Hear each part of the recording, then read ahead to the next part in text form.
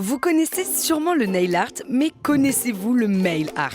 En français, on le traduit par art postal. Vous l'aurez deviné, le mail art, c'est de l'art qui passe par la poste. Utiliser des lettres, des timbres et des enveloppes comme support artistique, on le voit dès l'essor de la correspondance au milieu du 19e siècle. On a par exemple retrouvé des courriers illustrés par Victor Hugo ou Édouard Manet. Mais dans les années 20, la pratique devient plus engagée. Les dadaïstes et futuristes italiens détournent des cartes postales pour faire entrer l'art dans le quotidien. Le procédé est d'ailleurs essentiel. Les mail art que ce qui est envoyé par la poste. Je dirais même plus, détourner l'institution postale est parfois la raison d'être de l'œuvre. Par exemple, en 1965, Ben a créé une carte postale recto verso à envoyer à 2 destinataires différents. Résultat, impossible pour la poste de distribuer ce courrier. On comprend pourquoi le mail art a inspiré le mouvement Fluxus, qui cherche à briser la frontière élitiste entre l'art et le public. Ici, l'individu passe après le collectif. Et même si on associe la naissance du mail art à Ray Johnson's dans les années 60, il n'y a pas de mouvement ou de chef de file. La correspondance devient un espace de liberté, libre du marché de l'art, mais aussi protégé de la censure. Dans les années 70,